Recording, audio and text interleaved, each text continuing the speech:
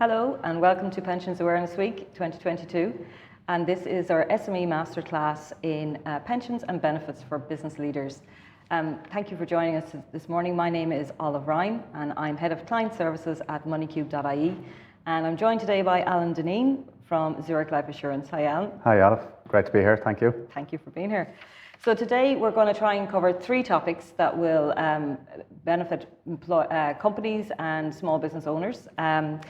One will be about maximising tax efficiencies for your business. Secondly, we're going to try and cover some of the regulatory changes that have occurred in the last 12 months that will impact how those tax efficiencies are accessed, and also some of the changes that are coming down the line when it comes to company pensions.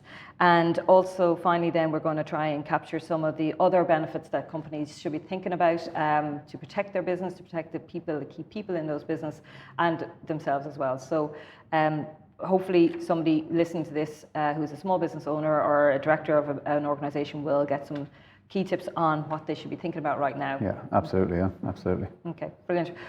We'll kick off, Alan, talking about the tax efficiencies. So for company directors, small business owners, sole traders, this is kind of a key time of year really, isn't it? We'd normally be talking to people about what to do to increase pensions, make a pension contribution generally, to reduce that tax bill as they're totting up their end of year tax bill right now with their accountants. Yeah, absolutely. I suppose if you look at some of the kind of small business owners, if they're running a limited company or if they're indeed a kind of a sole trader, like the end of the year is generally seen as the time, like you said, to do the accounts, to get the taxes in order, to sit down with the accountant and go through everything that's happened, which hopefully they've had a busy year, that they might have some funds left over to be able to look at the pension type of stuff.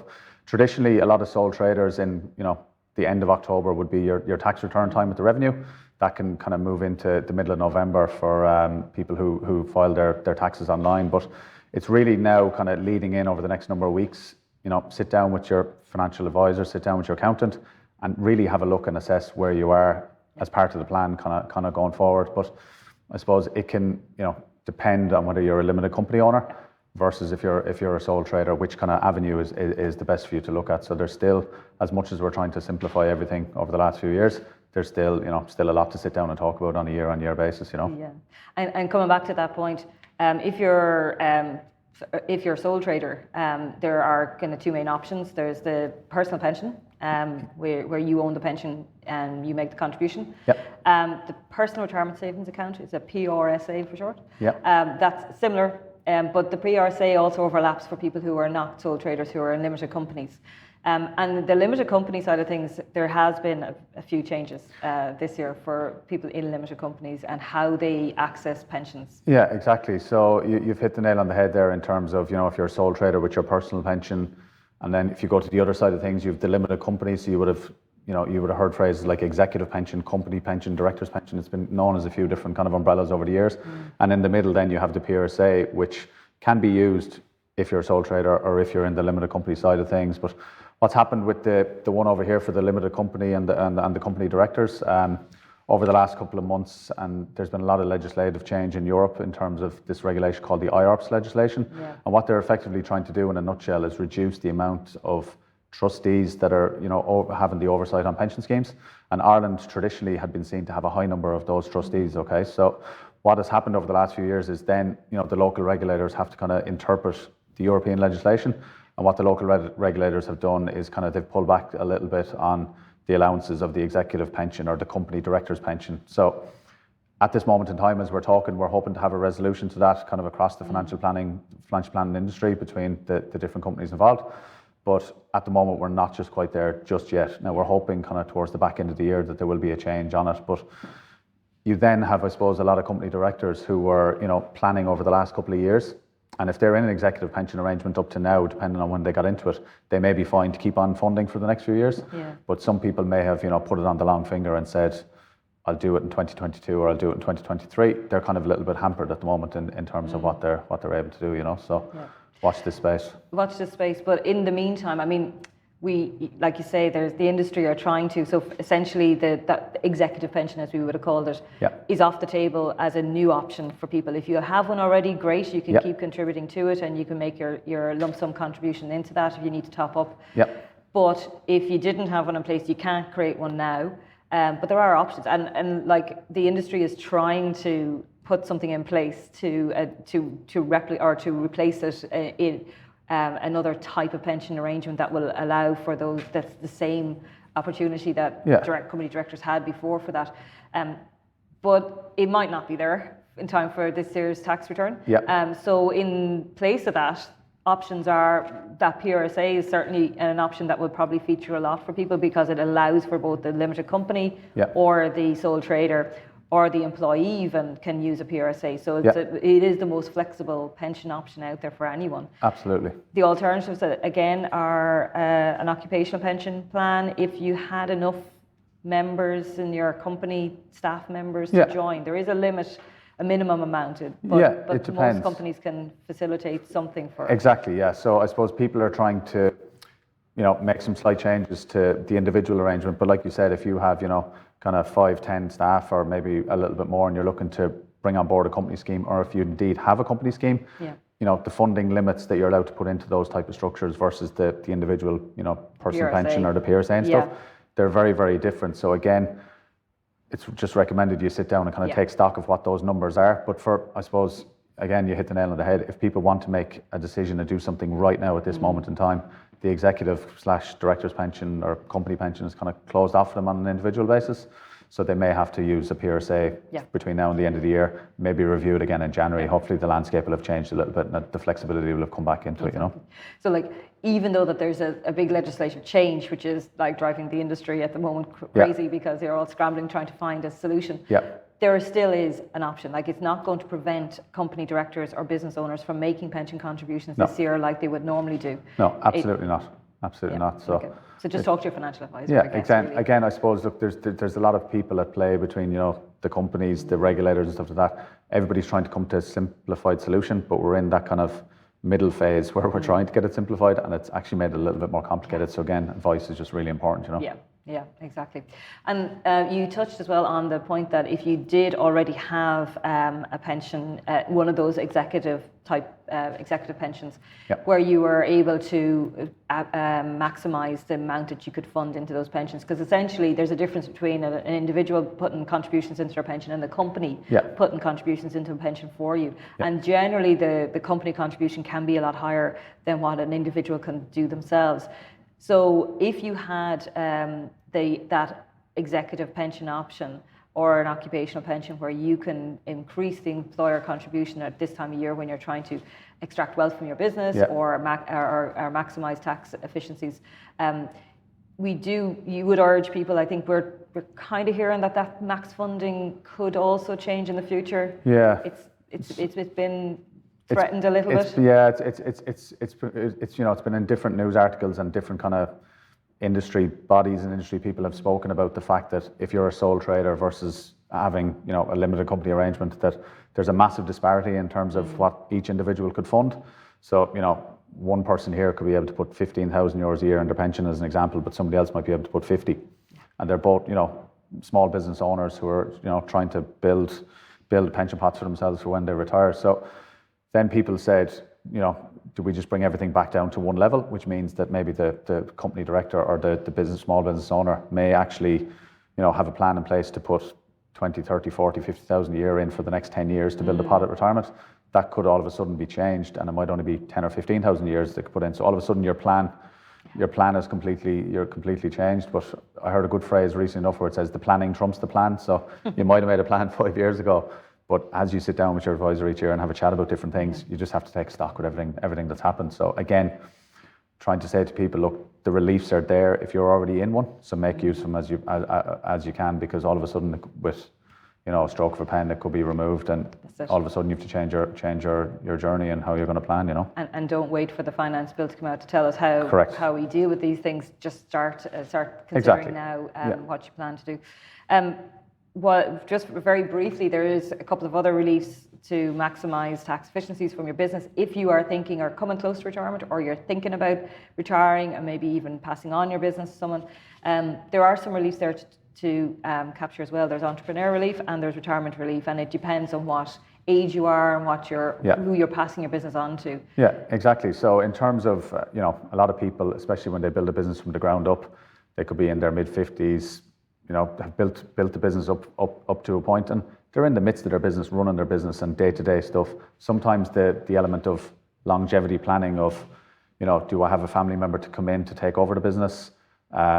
Will a business partner, maybe a younger business partner, take it over and buy out a different business member and stuff like that? But it's very important you take stock of the fact of the age you're going to retire and who you're going to pass the business on to, because capital gains tax in this country is like 33% at the moment, okay? So there's certain reliefs out there where you might be able to, pass on a big chunk of your business or at retirement and only have paid a tax of 10% on it, or if it's passed down to family members. Again, there's loads of different reliefs, but you could be, 64 doing something now, and then you could be 67, and two people treated very, very differently in terms of how they're taxed by the Irish revenue. So it's very important to have the 5-10 year plan in place in terms of availing of those reliefs, the entrepreneurial relief and the retirement relief. And that's a key thing, isn't it? And the age is key when it comes to retirement relief. So if you are thinking about it, talk to a tax advisor and get some information about what you are eligible for and plan towards that. Because, correct. Exactly. The key point here is that you need to talk to a financial advisor about funding now for to extract wealth from your business and maximise tax, about funding a pension. And if you're planning any changes or selling off your business, and you don't have to retire from a business if you're to gain some of these reliefs, you could sell part of your business and continue to work for it. So it could be a really viable way for you to extract the wealth out of that business that you've built up over the. And some people might still be enjoying working in their business and say, I'm fit and healthy, I'm 67, I want to work on for another 4, 5, 6 years. But again, they just need to take stock of what that it's great that they can work on their business and they're still feeling good and as enthusiastic about a business as they were 20 years ago, but they may be kind of giving themselves a disadvantage from a tax point of view by not looking at the reliefs up to that time. So kind of the window between 55 and 65, 55 and 60 really aiming towards 65 in terms of what way you're going to structure your business. Does a family member take it over? Are you selling to a competitor or whatever it may be, depending on the industry or kind of the jobs that are in. If you're in your 50s, and you maybe should start looking at this now, and start talking to some advisor to see how you should start organising yourself first. Brilliant. We touched on the regulatory changes about how you can access a pension if you're a company owner, and there are more regulatory changes coming down the line in the form of auto-enrolment, which will be a word, it'll be in the forefront of our minds for in the near future. But for right now, I suppose it's been touched on. The proposal was released earlier this year. How it'll look. It's proposed to come in next year. It will be a pension scheme that everyone will be automatically enrolled into. So everyone across all employment sectors in Ireland will be participating in this. There are some kind of rules around it. Certain restrictions. So it's kind of aimed at people who are over 23 years of age and earning more than 20,000 euros per annum. But I suppose a big driver behind all of this is if you kind of look at the state pension and stuff like that in Ireland at the moment, we currently have somewhere between 5 and 6 people working for, paying PRSI into the state pension pot for every one person that's retired. By the time we get to 2050, I think is the year, with the way the demographics are going with age in the country, you're going to have 2 people working for every one person in retirement. So people have had enough foresight to know that, right, this financially is going to be a problem down the road, and we need to kind of, help people and incentivize people in terms of tax reliefs, in terms of employers paying into different pots of money for people to, get something private set up in the background at the moment. But it's been aimed for 2023. I suppose we haven't seen exact dates of how that's going to come about, but the key numbers are over 23 years of age, earning more than 20,000 per annum, and you're going to start off with 1.5% of your salary as contribution from the member. That'll be also matched by 1.5% contribution from the employer, and then there's an extra 0.5% of a top-up of kind of a tax relief from the revenue on top of that as well. So again, that will lead up over time, that once you get up to like 5-10 years time, that'll be up around 6% and 6% and stuff like that. So it's designed to get people in on a gradual level, but get the focus up and running. Kind of to help both employers and employees who are not used to making these contributions already, try and get them in gently and build it up. Exactly. But it is going to come, I suppose, it's a great incentive. It's great for employees, and it is, obviously, there's positives for employers as well. It will be something that employers need to be ready for, though. Yeah. Like, we don't know that it's going to come in next year. That's the proposal. Right now, I don't know if we could see it happening. Yeah, like, there's a lot to do to get it there. Big time. But it's coming. Like, we can't ignore it. It is coming.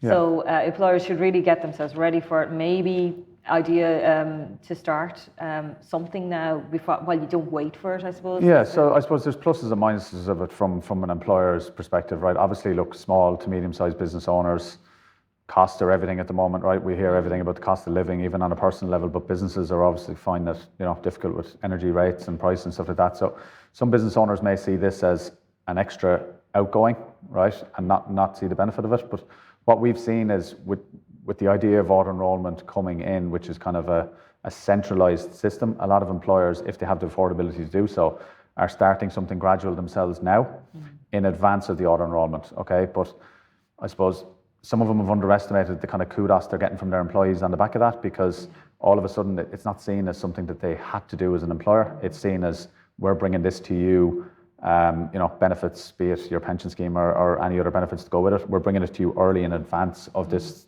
auto-enrolment coming down the tracks. Depending, again, like you said, what year or month is it coming down the tracks? But like that does help in one thing, which is something that a lot of employers are facing as an issue at the moment, is staff retention and the cost of staff retention. So, recruiters, or you have quite a key person in your business and they've moved on to a competitor or moved on to a different industry and stuff like that. So again, while salary is very important, the benefits that go with it are also very important again. So it's just something to think about as a medium-sized business owner, And pensions will form part, like financial security and financial wellness is something that we've touched on in the session that was we had yesterday morning. And if people have said, evidence to show that if you're stressed about your finances, you're not going to be able to perform well in your role. And a pension, I guess, is one way of providing some sort of financial stability or security in the future, financial security for your staff. Getting a pension in place can really help big time make those decisions, especially for people the kind of maybe the 30s and 40s onwards age group, especially. They're thinking now about how they're going to fund their retirement.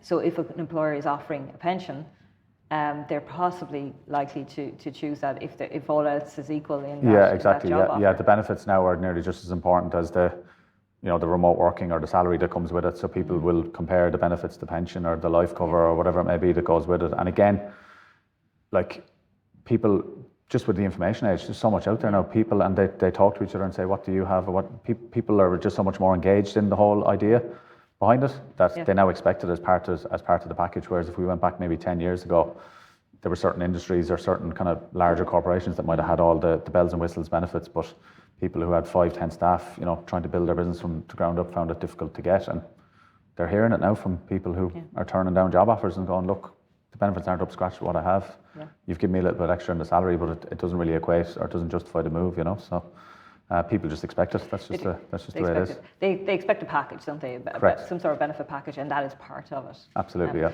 And other options for employers, staying on that topic of staff benefits and attracting and retaining talent, you can offer life cover to your staff. So that means that their family will be protected if something should happen to them while they're working for you. There's also disability cover or income protection. So if they get sick, they're ill or injured and they can't work, their income is protected. So their family and themselves are looked after, and that is you as an employee or employer looking after your employees and their family. Big time. It's another part of the benefits that we touched on a couple of moments ago. The pension is just one element of it, but the life cover element, people might know it on their statements as death and service benefit and stuff like that. So typically it could be somewhere between 3 and 4 times the individual salary. So people value that benefits, and to get things like that on a kind of a group basis for 5, 10, 15, 20 people, generally not as expensive as some people or employers may think that it actually is, but the benefit you get out the other side of it with a staff member, God forbid, if something was to happen, one of them, or again, if one of them's out of work due to illness or injury for a lengthy period of time, something quite serious, but your sick pay entitlements in your job might only cover a month or two of salary, and after that, the mortgage, everything like that needs to be paid. So for something like that to kick in, even if it's for one person out of 20 or one person out of 200, it's quite powerful in terms of, Yes. you can see the story that someone can tell if Correct. they had that in place and they were able to keep going and their family didn't have to worry about the finances while they're also trying to recover Exactly. from some illness as well. Yeah, big time. Yeah. So it's so important, and again, it's really worth discussing. Every employer will have a budget, I suppose, of what they can afford to pay for these type of things. So sometimes it's trying to strike that balance when you're sitting with an advisor to go, look, I do want the life and the critical illness element or the income protection element, but I want to give a bit to pension as well. So Yes. try and balance what works kind of for everybody and just build it over time then, that's kind of the way to design it. You can build a package that will suit. Exactly. And all of these offerings, these staff benefits are all tax deductible. Correct. So, that they, again, coming back to that tax efficiency, it is a tax efficient way of giving a benefit to your staff. Big time, yeah, absolutely, yeah. Okay. I suppose we've just talked about protecting your staff as a way of protecting your business and retaining talent. But there are other ways that other things that I suppose business owners should be thinking about when it comes to protecting the business. So if you are working in a limited company as a director, you need to think about how the shares of your business are divided should something happen to one of those directors. Yeah, exactly. So we touched on the point about protecting your employees and looking after their financial well-being, but there's also the other side of that is protecting the actual viability of a business. So for example, if you give an example of 4 directors running a company together, it could be 20, 10, 15, 20 staff and something like that.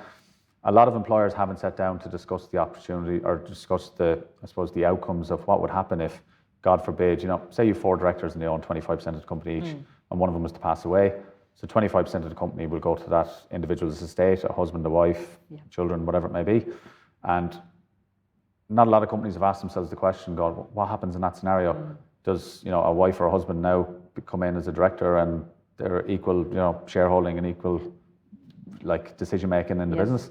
And again, there's financial ways to protect something like that. Or again, the other side is you can protect a key individual in the business. So we've seen certain instances where you might have 30, 40 people in a company, but one person was the genius behind the product or the salesperson that has all the contacts and stuff like that. So again, it could be a very specialist industry where it might take a company 18 months to replace that individual if they were, God forbid, were to pass away. So between recruitment and business viability, they can't just let the business just shut down overnight. But there's small, inexpensive ways of making sure that, God forbid, something like that was to happen, that you have a plan in place of, you have a little bit of agility in terms of how you can structure things going forward. And again, the awareness that's out there for those types of structures probably aren't out there as much as they probably should be. And again, if you are talking to the advisor about the pension or the staff benefits and stuff like that, ask about the business element of it, because there really is a couple of very clever ways to just protect yourself. And affordable. And it is something that you're building your business, you're excited about maybe expanding it, and you're not thinking that's one aspect that you really need to think about. And it's an inexpensive and a tax deductible product option to protect you and your key I suppose when people build their business, it could be themselves starting out, and then they might hire somebody, and then a family member, and then all of a sudden you might have a healthy business that's stable, 10 people working there, for example. You've put all the hard work into it over the years. It'd be a shame for something to happen, the viability of that business going forward, because you didn't have certain levels of protections in place. But again, you need to I suppose, build awareness about those type of structures that are out there, and just try and make your business that little bit more solid in the event that something goes wrong, Yeah, exactly. And coming back again to linking this with the maximising your pension and tax efficiencies there. For people who are starting out with pension funds that, they've done the numbers with their financial advisor, they can see that their pension fund isn't going to provide the pot that they need right now, but it will take a number of years. But they also are aware that, I need to protect my family should anything happen to me. There is an opportunity with that, the death in service that you mentioned there, that life cover that for employees, a director can also use this as well. And they can maximise, they can really inflate the protection for themselves in order to fund a pension should they pass away. This will pass on to their family. So it's kind of a bolt-on type addition that you would have in terms of the pension. So people at this stage, a lot of people should be familiar with the kind of tax reliefs that are available out there for pensions, and hopefully Pension Awareness Week will make them even more aware of the different reliefs that are there. But there's a certain level of types of life cover a lot of people be familiar with. I took out a mortgage with my partner or husband or wife or whatever it may be, and the bank said we needed life cover, and then people will just kind of forget about that because a mortgage is a busy time for them, and they go, oh, I have some level of life cover, but it's only really protecting the loan on the house that they borrowed from the bank. But people aren't aware that within personal life covers umbrellas, there's also ones that are kind of under the pensions umbrella, and they can actually take out a bit of life cover for themselves and their dependents and get an actual tax relief on it as well, similar to the tax relief breaks that they're getting through the pension contribution. So again, you might have a budget of your 100 or 500 euros a month and stuff like that. Sometimes you could carve maybe 40, 50 euros out of that and get yourself a life cover element and still be paying into your pension at the same time. And again, God forbid something was to happen, both of those would pass to an estate for family, kids, and all that sort of stuff. So you've really, again, made things a little bit more solid in terms of an eventuality. And for when you're like using it to bulk up your pension fund for your spouse, for example, if you passed away. Last year's finance bill changed some of the ways of how that was used. It used to just say it used to buy a pension for you. You pay a lump sum of 4 times the salary that they earned before they passed away, and then the rest of it had to buy a pension for life. So that spouse might be in their 50s, and they now have a pension that has to last until they're in their 70s or 80s. Yeah.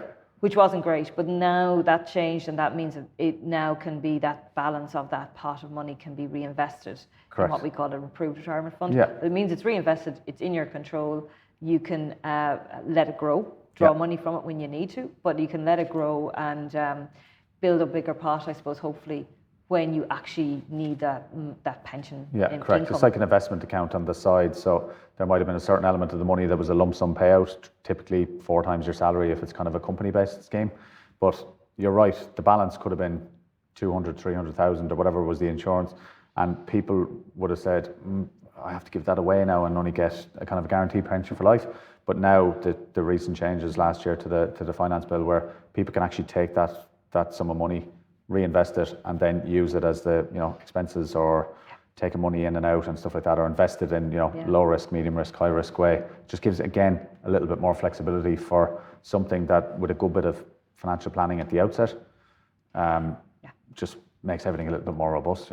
Yeah, and that it gives you back control. Correct. Which important. Financial planning will help to achieve. Exactly. So, so I suppose key messages for people listening today is. One, talk to your financial advisor. This is now the time of year. You're probably already talking to your accountant about your end of tax year return. So think about how you can maximise our tax relief on that income with a pension. Whatever protection options that you choose for you and your staff are also tax deductible, so don't forget that. Yeah. If you are, say, in your 50s, if you're thinking about succession of your business, start talking to a tax advisor now about the reliefs that you might be entitled to and how to plan for those reliefs to make sure you maximise those options. And finally, how to consider your financial plan. Auto-enrolment is coming in. If you're talking about financial benefits package for your staff, do consider a pension and other options that are tax deductible. Yeah. But talk to a financial advisor. You'll be able to build a package that will suit your budget and will meet the needs, I suppose, of those staff as well, what the employees are expecting, and form something that will suit everyone in that Exactly, package. yeah, spot on, absolutely, very good. spot on. Well, thank you everybody for tuning in, and I hope you gathered some tips from what we talked about today. The Pensions Awareness Week continues all the way to the end of this week, and so there will be more topics we'll be discussing. What to do with your pension plan if you're midway through your retirement journey and you want to keep that on track. We're also talking about how to act before you get to retirement when it's coming close, what you should be thinking about. And we will finalise the week with some summary of all the topics we discussed so far. So hopefully there's something in there for everyone, and you'll get some good tips, good advice, and log on to the website, pensionsawarenessweek.ie, and you'll find links to all the other sessions and playbacks as well. And thank you very much, and have a good day.